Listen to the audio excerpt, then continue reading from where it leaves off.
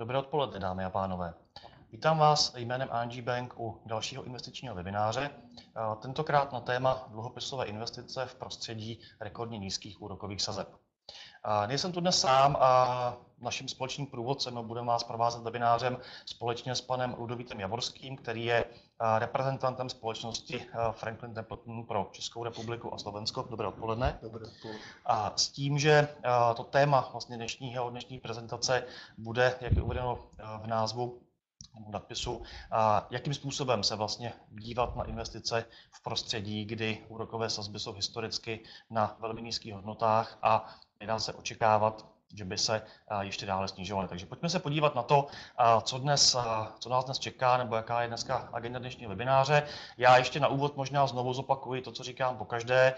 Prezentace z tohoto webináře bude k dispozici v archivu webinářů a stejně tak vás požádáme po skončení webináře o vyplnění dotazníku spokojenosti, který je pro nás velmi důležitý z pohledu zlepšování webinářů, dalších témat a toho, co vás na webinářích zajímá, co byste rádi slyšeli a jak jste s nimi spokojení. Takže pojďme se podívat na to, o čem se budeme dnes v podvečer povídat. Představíme si jeden z dluhopisových produktů společnosti Franklin Templeton, podíváme se na to, jak vypadá struktura portfolia toho fondu, jakým způsobem je rozložena, ať už z pohledu jednotlivých zemí nebo z pohledu měn. Podíváme se vlastně, jakým způsobem ovlivňuje téma, jako je durace, nebo jako jsou změny vlastně úrokových sazeb, hodnoty těch dluhopisových portfolií. A podíváme se současně i na to, a jakým způsobem, jak jsem říkal v počátku, vlastně přistupovat vůbec k investování do dluhopisových fondů v tomto prostředí. Takže možná taková otázka na úvod, nebo taková spojka na úvod. Úrokové sazby jsou na historicky velmi nízkých úrovních. Dá se očekávat, že v blízké době budou spíše stoupat nebo pozvolně stoupat, což samozřejmě může negativně ovlivňovat některá dluhopisová portfolia. Tak ta otázka je na snadě, jak vlastně v tomto okamžiku k investicím do dluhopisů nebo do dluhopisových instrumentů vlastně přistupovat, kde jsou ty jejich silné stránky v tomto prostředí, respektive specificky v případě tohoto produktu a jak vlastně by měli investoři k dluhopisovým investicím v tomto prostředí nějakým způsobem přistupovat. Možno na úvod taká celkom podstatná otázka je, má to vôbec zmysel? Má ešte zmysel dnes sa pozerať na dlhopisy pri tých úrokových sadzbách, ktoré sú v niektorých krajinách na štátnych dlhopisoch mínusové. Je to celkom kuriózna vec a je to celé ovplyvnené politikou Európskej centrálnej banky.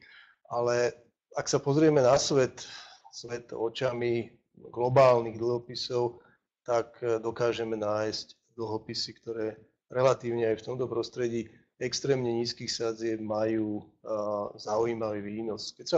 Keď sa pozrieme na stratégiu fondu, čo teda tento fond, ktorý je našou vlajkovou loďou Templeton Global Bond Fund, ktorý máme aj v českej korune, triedu, ktorá je zaistená do českej koruny, čo ho robí svojím spôsobom výnimočný, čo tento fond odlišuje od klasického dlhopisového fondu. A to je práve jeho flexibilný prístup, to, čo si dnes predstavíme, kde všade sa snaží nájsť zdroje výnosov, alebo z čoho čerpa zdroje výnosov mimo tej tradičnej oblasti, a to sú samozrejme dlhopisy.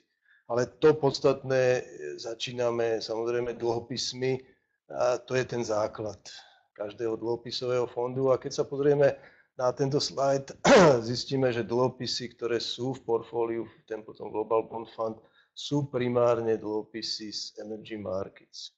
Je tam Amerika, ale len Latinská Amerika, je tam Ázia a je tam Európa, ale len okrajová Európa. Čiže nenájdeme tam dlhopisy z kľúčovej Európy, nenájdeme tam české dlhopisy, slovenské dlhopisy s mínusovými sadzbami, celkom logicky, z jediného dôvodu, a ten dôvod je hľadanie vyšších výnosov. A skutočne dlhopisy emerging markets ponúkajú stále relatívne veľmi atraktívne výnosy. Čiže keď sa pozrieme na priemerný výnos do splatnosti, čo je výnos do splatnosti, je v podstate zhodnotenie aktuálnej mojej investície do dlhopisu. Ak ho dnes kúpim za dnešnú trhovú cenu, dostávam priebežne vyplatený kupón, ktorý je daný v emisných podmienkach, na konci dostanem splatnú istinu a posledný kupón. Ak to všetko zrátam, zistím, že moju dnešnú investíciu som zhodnotil o toľko, čo mi povie výnos do splatnosti. Čiže výnos do splatnosti je ako keby sadzba, za ktorú si môžem peniaze do dlhopisu uložiť. Ak sa dnes pozrieme na portfólio fondu, zistíme, že priemerný výnos do splatnosti dlhopisov, ktoré sú vo fonde, je vyše 7%, čo znie pri tých krátkych a pri tých veľmi nízkych sadzbách, ktoré sme spomínali na začiatku, až veľmi, veľmi vysoko. Navyše sú to dlhopisy s veľmi krátkými splatnosťami, ktoré majú nižšie výnosy ako dlhopisy s porovnateľne dlhšími splatnosťami. Takže napriek tomu sme na krátkej strane, čo sa týka splatnosti, napriek tomu tie výnosy sú relatívne veľmi atraktívne. To, čo si musíme uvedomiť, je fakt, že sú to vo väčšej miere dlhopisy v lokálnych menách. Takže na jednej strane zaujímavý atraktívny výnos, na druhej strane riziko pohybu lokálnych mien. A toto je práve priestor, v ktorom fondový manažer pracuje. Hľadá atraktívny výnos versus akceptovateľné riziko. Čiže ktorý výnos je dostatočne atraktívny na to, a viem akceptovať riziko danej krajiny. Takže pristupujeme selektívne, tie krajiny, ktoré sme videli, sú krajiny emerging markets vybrané selektívne na základe týchto kritérií. Zaujímavý výnos versus akceptovateľné riziko. Já k možná ještě tam doplním jednu věc. Tady je vlastně porovnání výnosu nebo výnosu do splatnosti fondu versus toho benchmarku. Benchmark je vlastně nějaké měřítko, nebo je to vlastně indikátor nebo údaj nebo index, vůči kterému se vlastně poměřuje výkonnost toho kterého akciového nebo dluhopisového instrumentu, s tím, že samozřejmě ty portfolia nebudou nikdy úplně přesně stejná, ale vybírá se benchmark takový, který vůči tomu dlhopisovému fondu je vlastně nejrelevantnější. V tomto prípade je to všeobecný, je to široký index a index globálnych dlhopisov, čiže sú tam zastúpené tie mínusové dlhopisy z eurozóny, sú tam zastúpené americké dlhopisy, takže vidíme, že ten priemerný výnos do indexu do splatnosti je len niekde okolo 1%. Čiže to je ten rozdiel medzi globálnym svetom, vrátane vyspelých trhov versus emerging markets. V tomto prípade index je len na porovnanie výkonnosti, nedržíme sa ho, sme úplne nezávislí na indexe. Čo je dôležité, je ten špecifický postoj fondu a to je snaha nájsť zdroj výnosu aj niekde inde. V tomto prípade sú to oblasť menových ziskov. Čiže ak sa pozrieme na portfólio fondu, nájdeme tu rozdelenie portfólia podľa rôznych mien. Znova sú to logicky tie meny emerging markets a sú tu niektoré krajiny, ktoré pekne znázorňujú alebo odrážajú ten celkový prístup. Veľmi dobrým príkladom je mexické peso, pomerne veľká pozícia. Mexické peso sa na začiatku roka obchodovalo niekde okolo 22 peso za dolár, čo bola historicky najslabšia hodnota mexického pesa. Čiže na jednej strane krajina, o ktorej sme presvedčení, že je fundamentálne v poriadku, že má dobrý rast, že má nízku infláciu, stabilné devizové rezervy a na druhej strane ju trh oceňuje historicky najslabším pesom. Nižším, ako bolo v časoch roku 1995, v časoch tequila krízy, kedy Mexiko takmer zbankrotovalo, alebo aj v časoch tej našej známej finančnej krízy v roku 2008. Prečo je to tak?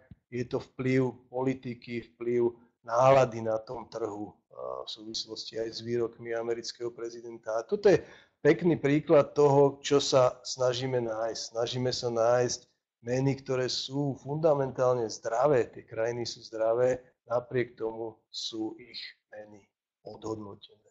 Odhadujeme férovú hodnotu mexického pesa niekde na úrovni 13-14 po zavedení dovozných cieľ americkým prezidentom možno 15.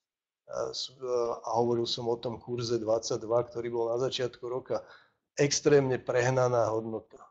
A tu je ten veľký priestor. Medzičasom mexické peso od začiatku roka posilnilo, dnešná hodnota niekde okolo 18, tesne pod 19. Takže vidíme, že ten trh sa dostáva, trošku sa si uvedomuje tieto skryté hodnoty a jednou z toho, alebo výsledkom toho je už aj doteraz pomerne silné posilnenie mexického pesa. Čiže to je príklad podhodnotenej meny. Rovnako brazílsky reál, krajina, ktorá je v kríze, ale kde z tej krízy vidíme východisko. A druhá oblasť menových ziskov môže byť z oblasti krajín, kde sa politiky centrálnych bank výrazne odlišujú. Sú tu veľké pozície, veľké short pozície v japonskom jene a eure. Čiže si požičiame euro, predáme ho na trhu, kúpime tam dolár a sádzame na posilnenie dolára versus euro. Čiže klasická short pozícia. Prečo by to malo byť tak? Veríme, že politiky centrálnych bank budú naďalej pokračovať a budú sa odlišovať. Kým na jednej strane Európska centrálna banka tlačí peniaze, americký Fed zvyšuje sadzby a veríme v to, že inflácia je na vzostupe a bude tlačiť Fed k ďalším zvýšeniam sadzieb. Takže stávky aj z tejto oblasti na niektoré tie meny, ako je jen, euro versus americký dolár. Poslednou oblasťou, kde sa snaží fond nájsť zdroje výnosov, je pohyb úrokových sadzieb, durácia. Možno trošku z teórie dlhopisov skúsime si vysvetliť, ako fungujú dlhopisy. Hovoríme o dlhopisoch s fixným kupónom. Čiže dlhopisy, ktoré boli vydané pri emisii, bol fixný kupón stanovený. Toto sa týka samozrejme týchto dlhopisov. Pri pohybe úrokových sadzieb sa mení cena dlhopisov. Cena sa mení presne opačne, ako akým smerom sa pohybujú úrokové sadzby. Na prvý pohľad možno trošku komplikované, ale veľmi jednoduchý príklad. Zoberieme si dlhopis, ktorý dnes vydávame za 100 českých korún s 3% kupónom. Čo to znamená? Každý rok dostanem 3 koruny za jeden dlhopis. Na konci pri splatnosti dostanem splatnú istinu 100 korún plus posledný kupón 3 koruny. Veľmi jednoduchý príklad. Ak dnes alebo o rok, o dva si ten dlhopis kúpim za 100 korún alebo za 100% nominálnej hodnoty, s akou sa dlhopisy obchodujú, môj výnos do splatnosti je 3%. Ale ak si dnes ten dlhopis som nútený kúpiť na trhu za 110% alebo za 110 korún pri pravidelnom úročení 3 koruny každý rok, na konci dostanem 100 korún plus posledný kupón, môj výnos do splatnosti už bude nižší ako 3%. A naopak, ak by som ten dlhopis dokázal kúpiť za 90 korún, každý rok dostanem 3 koruny, na konci dostanem 100 korún plus posledný kupón 3 koruny, môj výnos, to ako som dnešných tých 90 korún dokázal zhodnotiť, bude vyšší ako 3%. Čiže pri rovnakom úročení, čím je tá vstupná investícia vyššia, tým je môj záverečný výnos nižší a naopak. Čiže tu to vidíme na tom príklade tej hojdačky, kde na jednej strane sú ceny dlhopisov, na druhej strane sú úrokové sadzby. Ďalšia ešte jedna drobnosť, ktorá tam tú situáciu malinko robí zložitejšou, je práve citlivosť na pohyb úrokových sadzieb. Čiže ak hovoríme o durácii, je to citlivosť na to, ako výrazne sa zmení cena dlhopisu pri pohybe úrokovej sadzby. Ak máme pohyb úrokovej sadzby o 1%, cena dlhopisu sa zmení o 1% plus minus krát počet rokov. Čiže pri ročnom dlhopise bude zmena o 1% aj ceny a pri 5-ročnom, v tomto našom príklade na tomto slajde, máme pri pohybe úrokovej sadzby o 1%, pri 5-ročnej splatnosti, či v durácii 5 rokov, sa zmení cena zhruba o 2,5%. Takže ak sa vrátim k tomu predchádzajúcemu slajdu, ak by ste boli dnes portfólio manažérom a zdieľali ten náš názor, že úrokové sadzby budú rásť, kde asi na tú hojdačku by ste si sadli. Sadli by ste si nakoniec hojdačky na tú dlhú splatnosť, alebo čo najviac v stredu. To je otázka, ktorú si skúste zodpovedať sami pre seba. A tá odpoveď je, myslím si, že veľmi jednoduchá. Čo najviac do stredu, pretože ak chcem obmedziť riziko pohybu úrokových sadzieb, snažím sa skrátiť splatnosť. A to je to, čo robí v tomto prípade aj Templeton Global Bond Fund. Ak sa pozrieme na portfólio, zistíme, že gro dlhopisov je veľmi krátkych, do 1-2 rokov. Takže snažíme sa eliminovať riziko pohybu úrokových sadzieb práve krátkou splatnosťou. A znova to zdôrazním, napriek krátkej splatnosti to portfólio má aktuálny výnos vyše 7%, priemerný výnos do splatnosti. Takže to je to, čo ponúkajú dlhopisy emerging markets. Keď sa pozrieme na zhodnotenie fondu versus index z pohľadu durácie, zistíme, že index je relatívne veľmi vysoko. S duráciou fond má aktuálnu duráciu niekde okolo 0, čo znamená, že je prakticky málo alebo nemá citlivosť na pohyb úrokových sadzieb. Je pripravený na prostredie rastúcich úrokových sadzieb. Čiže ak budú úrokové sadzby rásť, fond to negatívne neovplyvní. To je dôležité si uvedomiť a to je cieľom toho fondu. Ako je táto nízka durácia dosiahnutá, vstupuje tam do hry ešte ďalší faktor a tým sú tzv. Úrokové swapy. Úrokový swap je cesta, akou si môžem zahedžovať portfólio alebo akou dokážem generovať výnos pri raste úrokových sadzieb. Je to trošku možno komplikovaná informácia alebo operácia. Ak budete mať priestor, môžete si prezentáciu naštudovať neskôr trošku podrobnejšie. Podstatné je, úrokovým swapom dokážem generovať výnos pri raste úrokových sadzieb. Keď sa vrátim na rozdelenie podľa portfólia, zistím, že práve tie úrokové swapy, ktoré sú otvorené na americké sadzby, nám dávajú duráciu, či tú citlivosť na pohyb amerických dlhopisov do mínusu, až niekde minus 2,7 je ich príspevok do celkovej durácie. Čo to znamená? Keď je durácia negatívna, znamená to presný opak, to, čo sme hovorili pred chvíľočkou. Čiže v štandardnom prostredí rast sadzieb znamená pokles cien dlhopisov. To je pozitívna durácia. Negatívna durácia, rast sadzieb znamená zisk.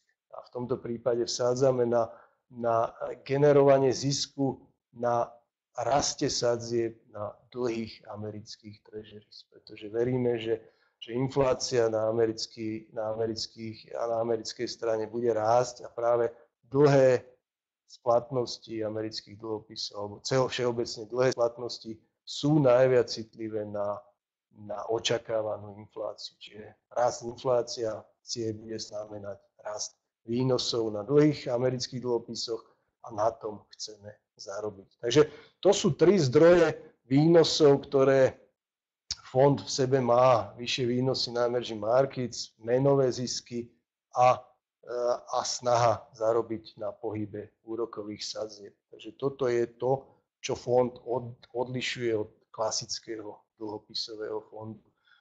Možno v krátkosti pohľad na výkonnosť. Tá výkonnosť v poslednom čase má veľmi, veľmi zaujímavý vývoj. Silný rast sme zaznamenali práve v poslednom štvrťroku minulého roku, kedy fond dokázal na trojmesačnej báze zhodnotiť o vyššie 8% práve vďaka rastu sadzieb, pretože s nástupom jesene s prezidentskými voľbami si trh uvedomil, že tá inflácia v Spojených štátoch je na vzostupe a administratíva nového prezidenta, ak splní všetky sľuby, len tú infláciu podporí. Takže tá stratégia fondu začala fungovať veľmi dobre a fond má v tomto ročnom horizonte za sebou vyššie 11% výkonnosť, čo si myslím, že je veľmi zaujímavé. Aj od začiatku roka tá výkonnosť je veľmi, veľmi dobrá. Takže myslím si, že je to nástroj, ktorý v tom súčasnom prostredí nízkych úrokových sadzieb, možného rastu sadzieb, čo je negatívne na strane dlhopisov, je alebo bude jeden z mála fondov, ktorý dokáže generovať pozitívny a zaujímavý výnos. Já děkuji mnohokrát, bylo to vynikající představení fondu. Možná bych udělal nějaké shrnutí nebo nějaký závěr toho dnešního webináře, tak možná jenom několik témat nebo několik oblastí, proč vlastně v dnešní době uvažovat o koupi toho globálního dluhopisového fondu, který je v tomto případě reprezentovaný právě Templeton Global Fund. Tak bavíme se o tom, že máte možnost atraktivních výnosů, které jsou dosažitelné právě díky investici do dluhopisů na rozvíjejících se trzích.